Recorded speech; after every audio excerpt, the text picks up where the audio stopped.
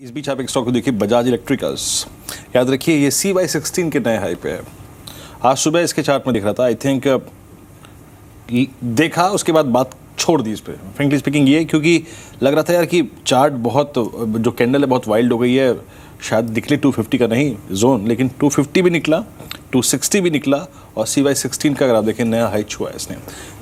Consumer durable space, electrical कंपनियां, equipment company अगर आप देखें आपकी स्क्रीन पर रहा है। एक बार पूरा एक बार स्पेस दिखाएंगे, बजाज इलेक्ट्रिकल्स, और एक आप दिखाइए क्रॉम्पटन्स, और एक दिखाइएगा हैवेल्स। इन तीनों स्टॉक्स को दिखाइए, और तीनों ही स्टॉक्स ने अगर आप देखें काफ़ी कॉन्फिडेंस शो किया, एंड स्पेशली हैवेल्स इस ट्रजेक्टरी में। बजाज इलेक्ट्रिकल्स याद रखिएगा 2014 का जो सेकेंड हाफ था, 15 का अगर आप देखें फर्स्ट हाफ था, इनके लिए सबसे मुश्किल था। क्रॉम्पटन गिव्स आपकी स्क्रीन पे 7765 पर। टंडन साहब, इसमें इस बास्केट में सर आप क्या खरीदना चाहेंगे इस वक्त, जिस पे आपका कॉन्फिडेंस काफ़ी है? हायर लेवल्स पे हैवेल्स कितना कॉन्फिडेंस शो कर रहा है, आपकी अप्रोच क्या होगी सर इस पर?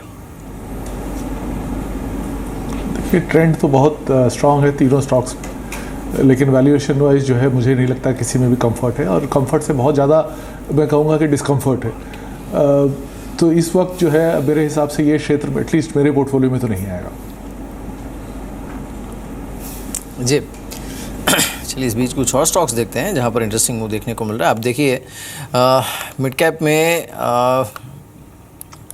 DCB बैंक ये और बजाज फाइनेंस, इन दोनों पर काफ़ी अच्छा मूव है। साथ ही ओरेकल फाइनेंशियल सर्विसेज, इस पर अच्छा मूव है। DCB बैंक, ये वैशाली आपको कैसा लगता है?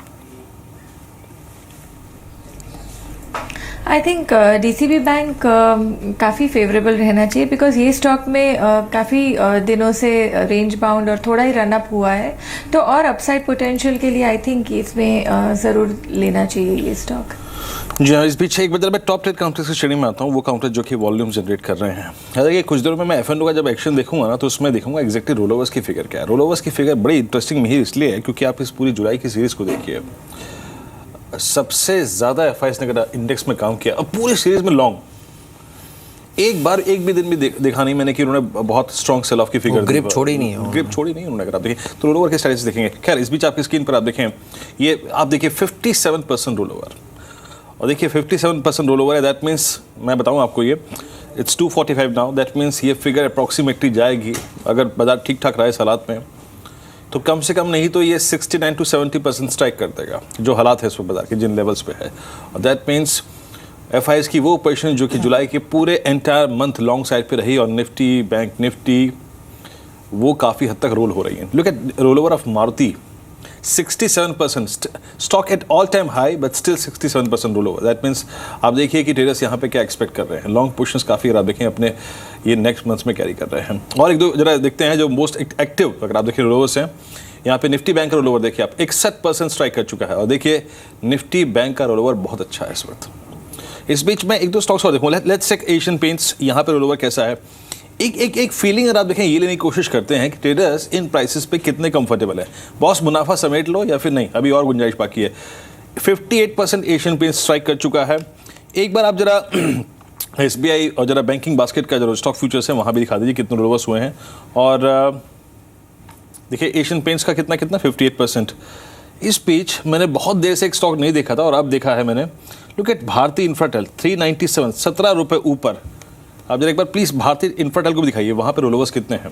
ये SBI 77% स्ट्राइक कर चुका रोल ओवर। क्या शानदार रोल ओवर के स्टैटिस्टिक्स। आई थिंक मेरे रोल ओवर्स काफ़ी अच्छे होने जा रहे हैं। Look at Bharti Infratel 61% roll over हो चुका है। और एक बार जरा प्लीज़ व्यूअर्स को भारती इंफ्राटेल का चार्ट दिखा दीजिए। अभी कुछ देर पहले जो मूव आया उसमें ये ऑलमोस्ट जी हाँ CY16 के नए हिट को, हाई को हिट करके आ गया। अब एक चीज़ पूछूं मैं आपसे राजेश, भारती इंफ्राटेल वर्सेस भारती एयरटेल, इन दोनों में से किसको ज़्यादा प्रेफर करेंगे आप लॉन्ग ट्रेड के लिए? देखिए, ज़्यादातर जो ट्रेडर चॉइस है वो भारती इंफ्राटेल ही है। भारती में कुछ ज़्यादा होता नहीं है। इट्स लाइक ONGC, एक लिमिट के एक दायरे में है, 220, 240, नीचे 200। सो भारती मोर और लेस उसी टाइप का काउंटर लगता है मुझे, लो बीटा काउंटर यू कैन से, और एक चौपी और एक छोटे रेंज में, दायरे में।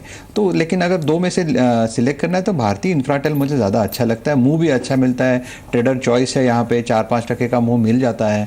अगर यहाँ पे आज के हिसाब से अगर आप बात करें तो भारतीय देखिए इंफ्राटेल ने रफली 412 का 10 और 12 के आसपास का इसका हाई किया है, उसके बाद छोटा मोटा प्रॉफिट बुकिंग आ रहा है। ओवरऑल उसका जो स्ट्रक्चर दिखता है वो स्ट्रक्चर बहुत ही पॉजिटिव है। अपसाइड में इसका जो टारगेट बनता है पोजिशनली वो रफली 435 का है, जहाँ पे ट्रिपल टॉप फॉर्मेशन बनेगा। तो मुझे लगता है कि छोटा मोटा डिप भी आएगा तो भारतीय इंफ्राटेल में बाइंग होगा।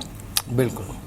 अब अगली सीरीज के हीरोज कौन से स्टॉक्स हैं, कहाँ पर आपको नजर रखनी चाहिए, ये बताने के लिए सुमित हमारे साथ जुड़े हैं। सुमित बताइए।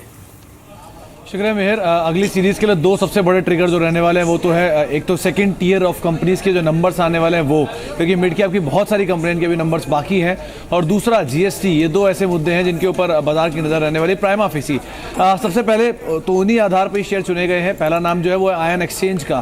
कंपनी वाटर प्योरीफायर कारोबार के अंदर है। रिसेंटली लास्ट तिमाही में कंपनी को अच्छे ऑर्डर्स भी मिले थे, तो इस तिमाही के लिए मान सकते हैं कंपनी के जो नंबर्स हैं वो काफ़ी साउंड आने वाले हैं।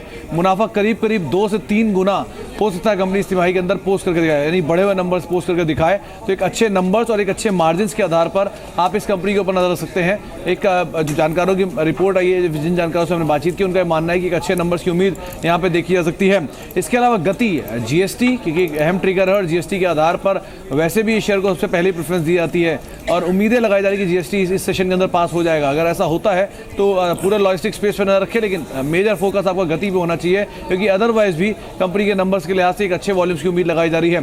तो आप गति पर नजर रखें। दूसरा शेयर है यूनाइटेड ब्रिवरी, से तीसरा शेयर होगा। यूनाइटेड स्पिरिट्स के नंबर आए रिसेंटली, 3 गुना मुनाफा बढ़ता हुआ दिखाई पड़ा। एक सिचुएशन जो क्रिएट करी है वहाँ से वो साफ होता है कि इन कंपनीज के अंदर से जितना भी जो भी बुरी चीज़ें थी वो अब डिस्काउंटेड है, इसलिए भी अब शायद यूनाइटेड ब्रिवरी से एक अच्छे नंबर आने की उम्मीद लगाई जा रही है बाजार के अंदर। तो आप यूनाइटेड ब्रिवरीज तीसरा शेयर इसके ऊपर दाव लगा सकते हैं, फिर एटलीस्ट नज़र बना के रख सकते हैं। और साथ ही साथ देना बैंक, सभी बैंक्स में सीक्वेंशियली देखिए तो घाटे से मुनाफे के अंदर का आंकड़ा आता हुआ दिखाई पड़ रहा है। देना बैंक को भी इसी आधार पर चुना गया है। पिछली तिमाही में घाटा था, इस तिमाही में शायद अच्छे नंबर आते हुए दिखाई पड़े।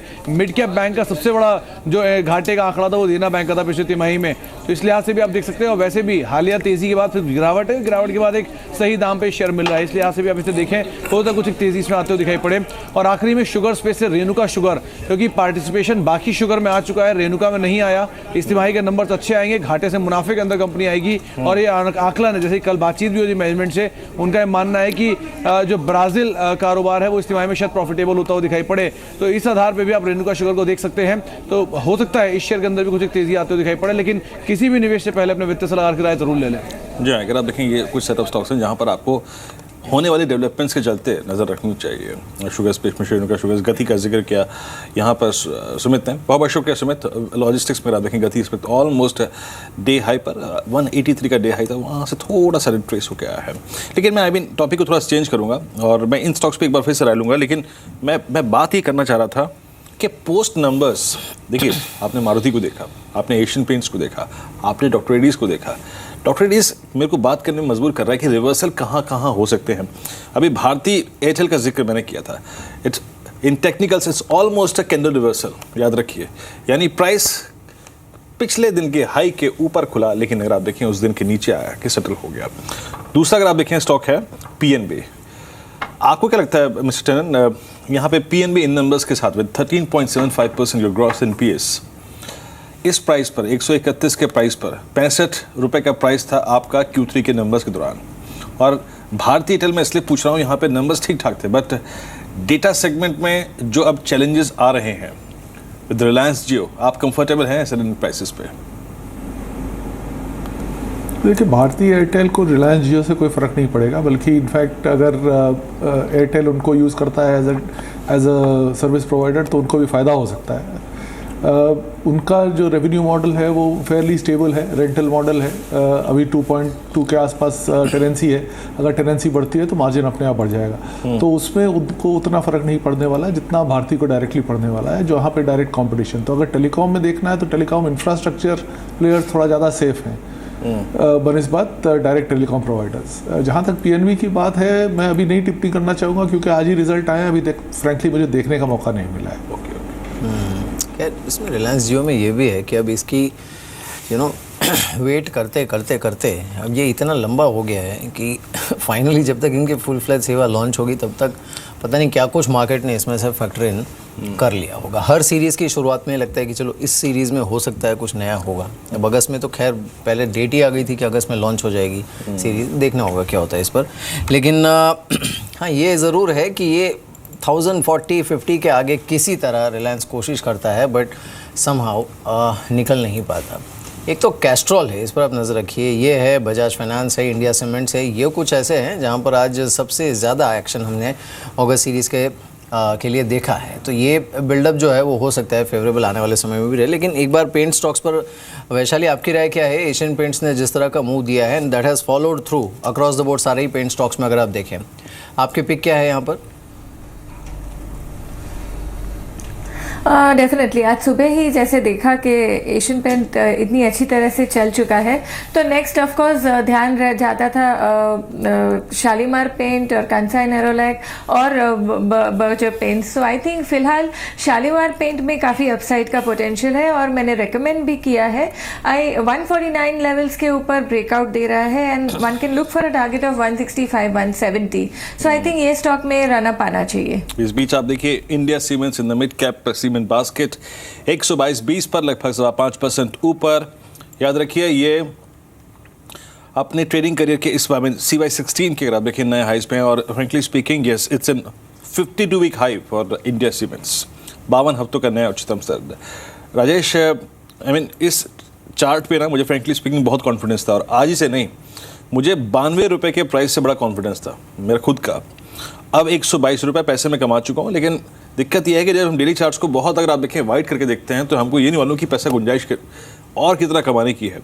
लेकिन जब मैं इसको वीकली पे देखता हूँ और जब मैं इसको देखता हूँ मंथली पे, तो लगता है कि हाँ बॉस अभी पैसा और कमा सकते हो आप, अगर ये 132-130 की स्ट्रगलिंग जोन को थोड़ा सा पार कर जाए। तो आप कैसे अप्रोच करेंगे इस स्टॉक को?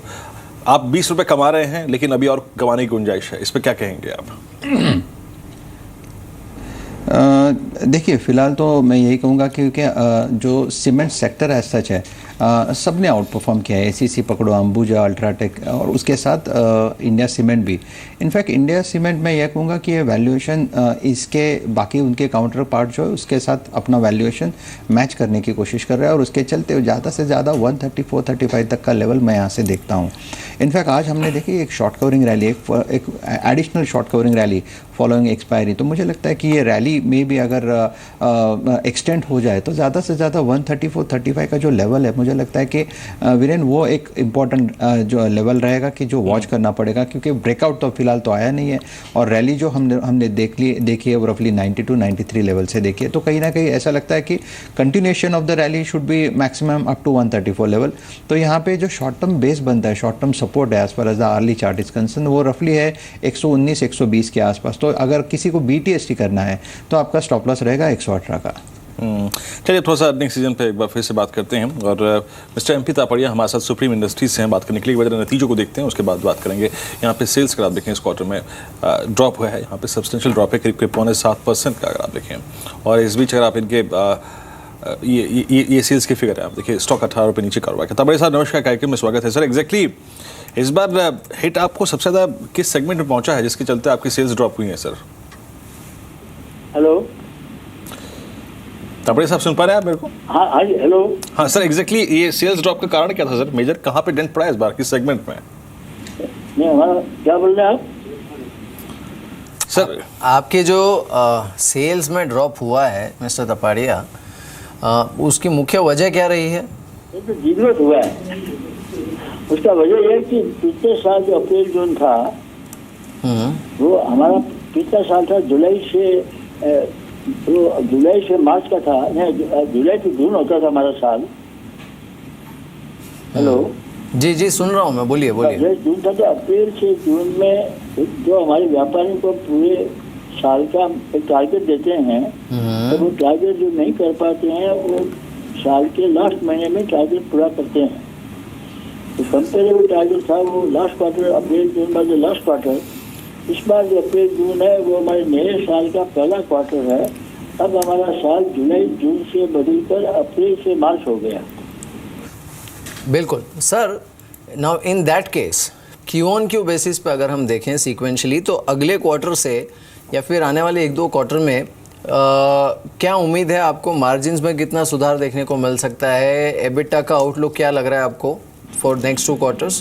पहले मैं टारगेट टर्न की बात करता हूँ। अभी पिछले साल 12 महीने के हिसाब से हमारा व्यापार 4,150 करोड़ हुआ था। इस साल हमें उम्मीद है कि 4,800 करोड़ से 5,000 करोड़ के बीच में होगा। हमारी ऑपरेटिंग मार्जिन हमें उम्मीद है कि 14.5% से 15% के बीच में होगी। बिल्कुल। चलिए सर, बहुत बहुत शुक्रिया हमारे साथ इस बातचीत में शामिल होने के लिए। All the best for coming quarters.